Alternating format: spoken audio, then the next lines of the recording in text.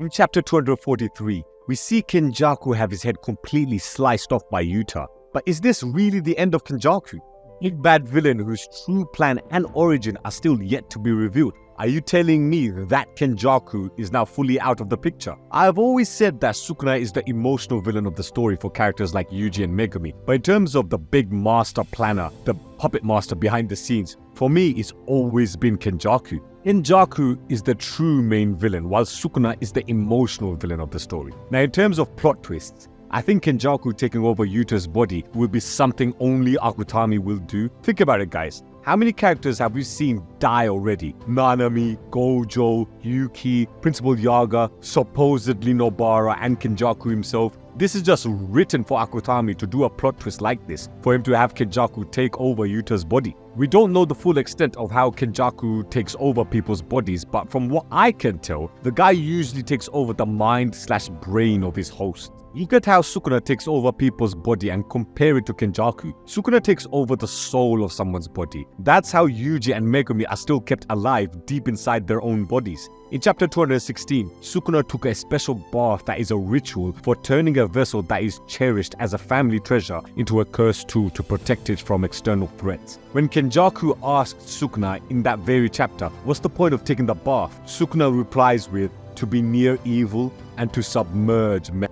So this for me confirms that Sukuna is someone who takes over the soul of the body. It's a bit like Yu-Gi-Oh with Yami Yugi the Pharaoh and the normal modern day Yugi. Two souls in one body. But in this, it's Sukuna trying to bury the host's soul completely so he has full control of the body. Even when you see back in season 1 when Mahito wanted to look into Yuji's soul, but instead he found Sukuna and accidentally looked into his soul. Sukuna is there inside, but Yuji is keeping him locked inside. However, with Kenjaku, you can clearly see it's the forehead with the stitch marks on all of his hosts. We saw it from the get-go with Geto from season 1 that Geto had the stitches on his forehead, only for it to be revealed in season 2 when he lifts his forehead that it's actually Kenjaku who has taken over the brain and mind of Geto. We see the same stitches in Yuji's mom's forehead in chapter 143, so I think Kenjaku's way of taking over someone's body is actually more effective. Because if someone's soul is strong enough to fight off Sukuna, then Sukuna fails to take over the body. However, if someone takes over your mind, then that's game over. There's nothing more you can do.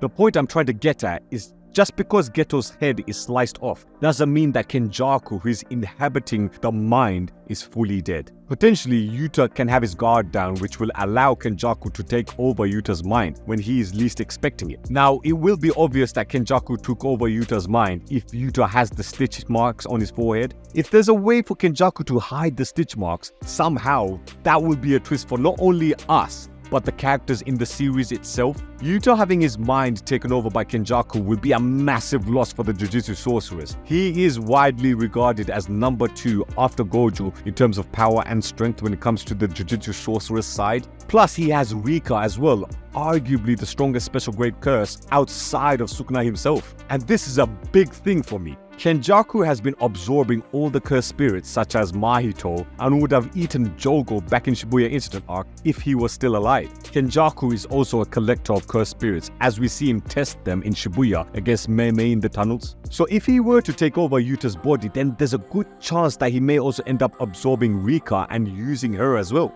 Remember guys, we have seen Kenjaku back in chapter 208 use Yuji's mom's curse technique anti-gravity system against Yuki to reverse the black hole and survive. So it's established already that Kenjaku can use his former host's curse techniques and abilities. So if he does carry on using the army of cursed spirits that he absorbed using Geto's curse technique in Yuta's body, then that will give him the opportunity to also absorb Rika. So not only will he have Yuta's abilities in general, along with the previous host's abilities, but he will also have an army of cursed spirits which will be led by Rika. That is a serious antagonist if that were to happen, and I think that will make us fans hate Kenjaku more. Thing is as well, it's all well and good if Sukuna and Geto kill off characters like Gojo or Nobara or whoever, but they are still fan favorite characters. There's a running joke going on in the community that Akutami hates his characters. That might be the case, who knows? Maybe his favorite characters are the villains. But I know for certain that both Kenjaku and Sukuna are massively popular characters within the Jujutsu Kaisen fanbase. I've seen fans nickname Kenjaku as Kenny. Now, I know that's easier to say and it rolls off the tongue, but come on guys, which other major villain in a shonen do you remember have nicknames within the fanbase?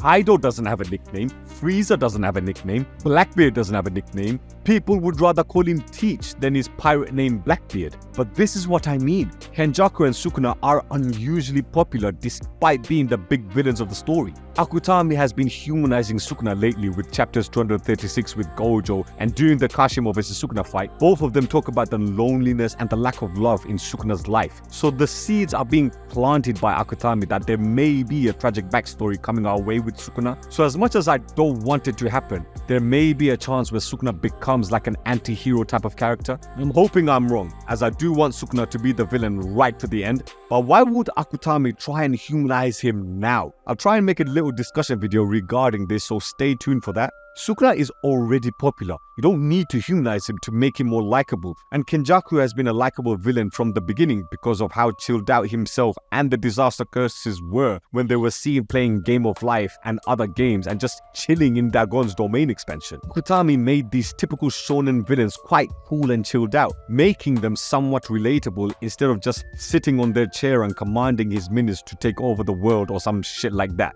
You know, the typical cliche big bad villain that we have seen over the years.